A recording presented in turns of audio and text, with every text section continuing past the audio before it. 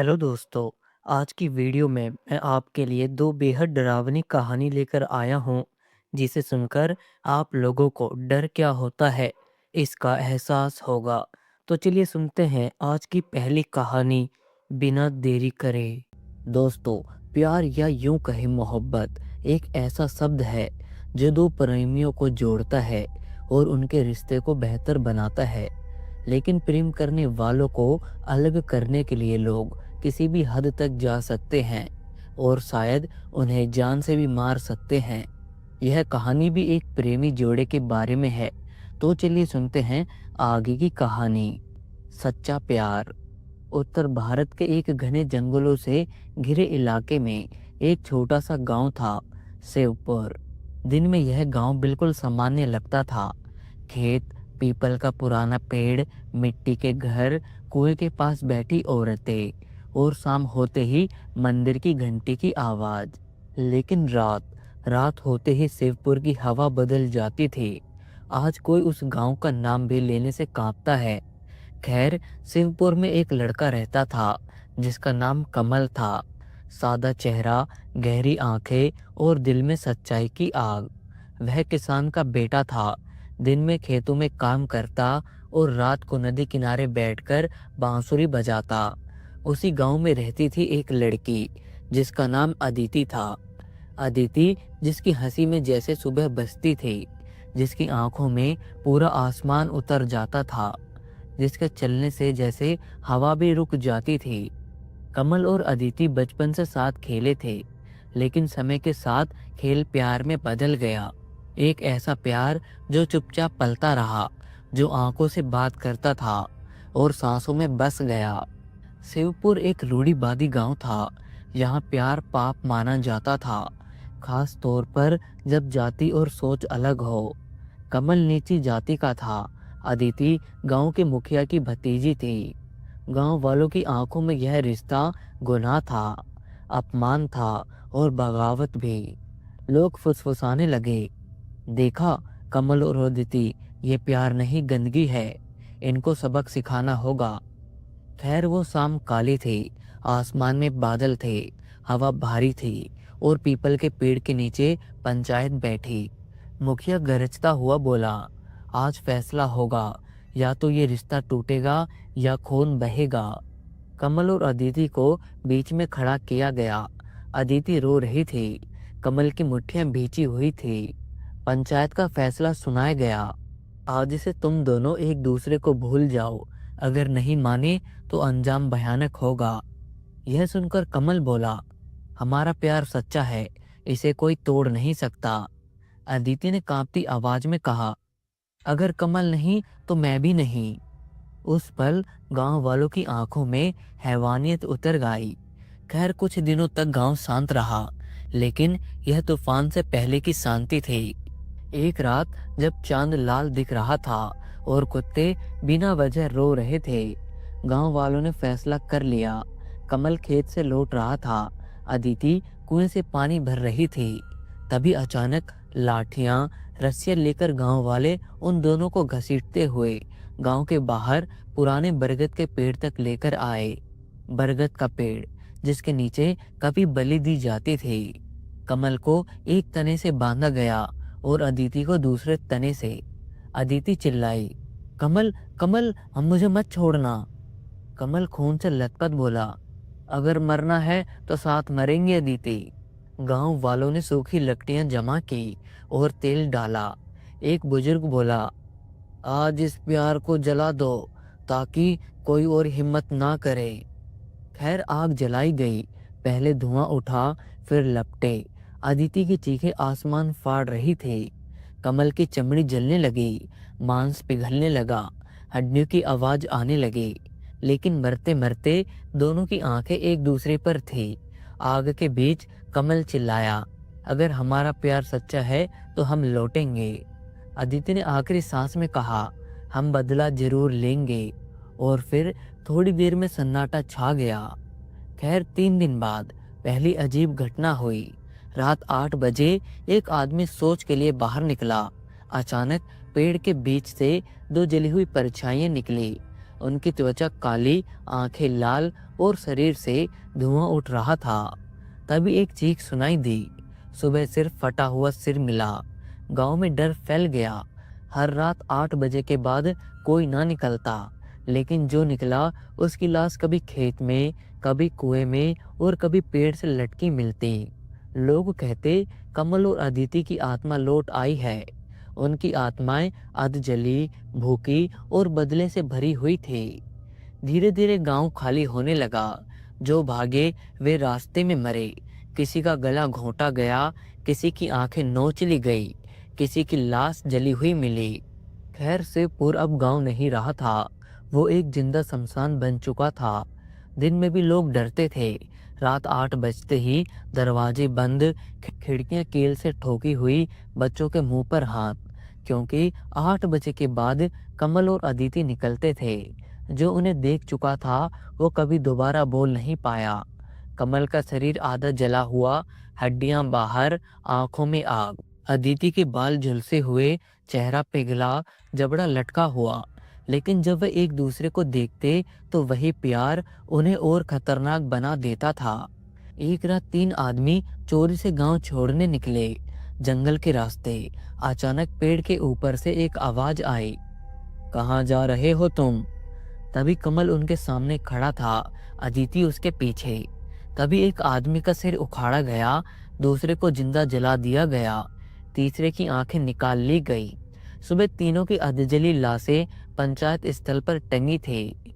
खैर उसके बाद धीरे धीरे पूरा गांव शमशान बन गया। उस गांव में ना तो कोई इंसान बचा और ना ही कोई जानवर। आज भी शिवपुर गांव के रास्ते नक्शे में नहीं मिलते। अगर कोई गलती से पहुंच जाए तो रात 8 बजे बरगद के पेड़ के नीचे 2 जली हुई आत्माएं हाथों में हाथ डाले घूमती हुई दिखाई देती है। कहा जाता है जो उनके प्यार का मजाक उड़ाता है वो कभी जिंदा वापस नहीं लौटता। दोस्तों यह थी आज की पहली कहानी। चलिए सुनते हैं आज की दूसरी कहानी। इस कहानी का शीर्षक है काली हवेली। गांव के पश्चिमी कोने में, जहां रास्ता खत्म हो जाता था और जमीन दलदल में बदलने लगती थी, वहीं खड़ी थी वह हवेली। ऊंची और इतनी खामोश कि दिन में भी लोग उधर से गुजरते वक्त सांस रोक लेते थे। हवेली की दीवारें काली पड़ चुकी थी, जैसे किसी ने बरसों पहले उन पर आग की छाप फेंक दी हो।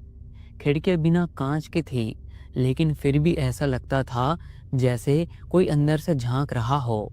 लोहे का भारी फाटक हमेशा आधा खुला रहता और हवा चलने पर उससे निकलने वाली चरमराहट गांव वालों के दिलों में चुभ जाती।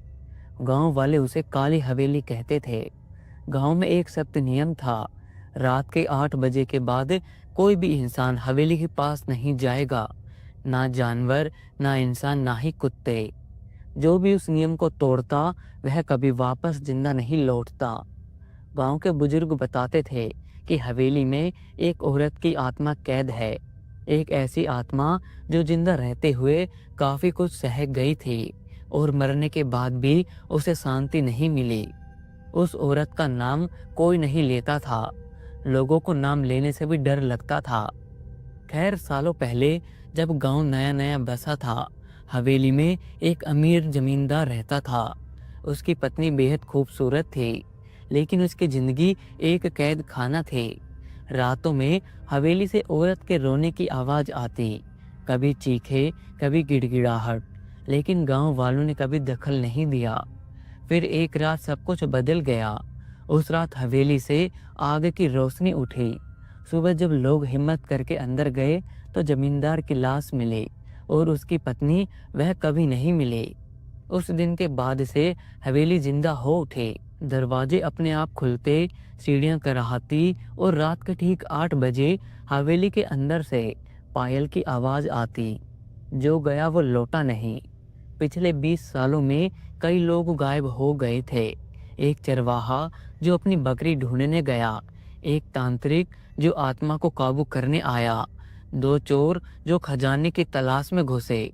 सबके निशान मिले पर उनका शरीर कभी नहीं मिला।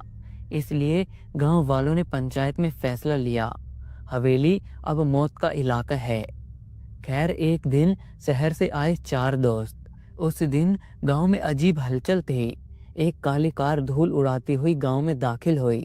कार से 4 लोग उतरे। आरव, लंबा, स्मार्ट, हर चीज को मजाक में लेने वाला। कबीर, कैमरा और एडवेंचर का दीवाना। सिया, डर को चुनौती समझने वाली।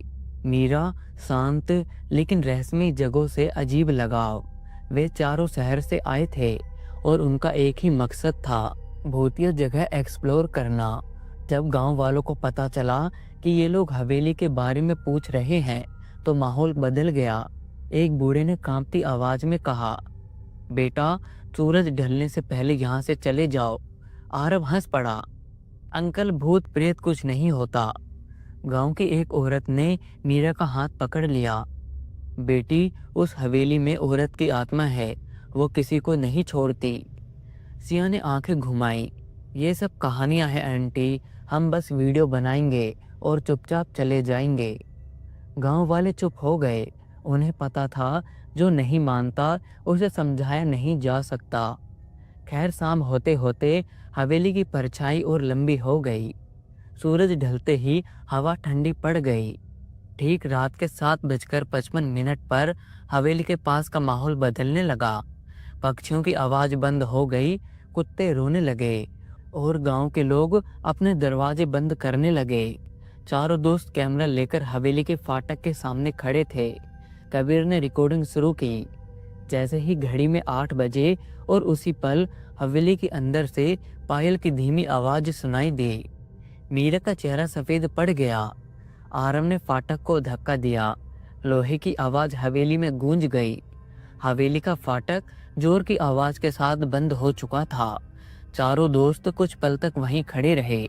अंदर काफी अंधेरा था, इतना घना कि मोबाइल के टॉर्च भी जैसे डर के मारे कांप रही हो। हवेली के अंदर से सड़ी हुई लकड़ी, नमी और किसी पुराने इत्र की मिली जुली गंध आ रही थी। वह इत्र अजीब तरह से मीठा था। मीरा ने धीमी आवाज में कहा, यह जगह सही नहीं लग रही। आरव हंसा। डरो मत, बस पुरानी हवेली है। जैसे ही वे आगे बढ़े, फर्श ने कराहने जैसी आवाज निकाली। हर कदम के साथ लगता था मानो हवेली उन्हें महसूस कर रही हो। खैर, तभी अचानक पायल की आवाज फिर गूंजी, इस बार काफी पास से। सिया ने घूमकर पीछे देखा। पीछे कोई नहीं था। हवेली की दीवारों पर पुराने जमाने की तस्वीरें टंगी थी। एक तस्वीर पर मीरा की नजर टिक गई। उसमें एक औरत थी, लंबे खुले बाल, बड़ी आंखें और चेहरे पर गहरी उदासी। मीरा का दिल तेज धड़कने लगा। तभी तस्वीर की आंखें हिल गई। यह देखकर मीरा की चीख निकलते निकलते रुक गई। तभी ऊपर की मंजिल से किसी के चलने की आवाज आई, जैसे कोई नंगे पांव उतर रहा हो। कबीर ने कैमरा ऊपर किया। कैमरे की स्क्रीन पर अचानक धुंध छा गई और उस धुएं में एक औरत का चेहरा उभरा, मुंह खुला हुआ, आंखें खून जैसी लाल और होठों पर टूटी फूटी मुस्कान। और तभी स्क्रीन अचानक बंद हो गई। हवा तेज हो गई, मोमबत्तियां अपने आप बुझ गई और तभी सीढ़ियों पर वह दिखाई दी, सफेद साड़ी जो जगह जगह से काली पड़ चुकी थी, पायल खनखनाती हुई। उसकी आवाज गूंजी, क्यों आए हो यहाँ? सिया पीछे हट गई। आरव का मजाक अब पूरी तरह खत्म हो चुका था। हम चले जाएंगे, मीरा ने कांपते हुए कहा। औरत हंसी। वह हंसी नहीं थी, बस किसी टूटे दिल की चीख थी। जो अंदर आया वो बाहर नहीं जाता। अचानक कबीर हवा में उठ गया, जैसे किसी अदृश्य हाथ ने उसे गले से पकड़ लिया हो। उसके पैर तड़पने लगे, उसका चेहरा नीला पड़ने लगा। छोड़ दो उसे, आरव चिल्लाया। लेकिन अगले ही पल कबीर जमीन पर गिर पड़ा। उसकी आंखें खुली थी, लेकिन उसमें जिंदगी नहीं बची थी। हवेली में सन्नाटा छा गया। अब भागना नामुमकिन था। चारों तरफ दरवाजे बंद हो चुके थे। खिड़कियों पर काली परछाइयां सरक रही थी। औरत की आवाज फिर गूंजी, एक एक करके सबको वही दर्द मिलेगा। यह सुनकर मीरा रोने लगी। सिया का शरीर सुन्न हो चुका था। आरव ने पहली बार महसूस किया, यह कोई कहानी नहीं है, बल्कि यह उनका आखिरी सफर था। खैर, कबीर की लाश जमीन पर पड़ी थी। हवेली में अब अजीब सी ठंड फैल चुकी थी, जैसे हर दीवार से मौत रिस रही हो। मीरा फूट फूट कर रोने लगी। सिया की आंखें पत्थर जैसी हो गई और आरव, वह बस एक टक कबीर को देखे जा रहा था। तभी हवेली की आत्मा उनके सामने पूरी तरह प्रकट हुई। वह औरत धीरे धीरे हवा में तैर रही थी।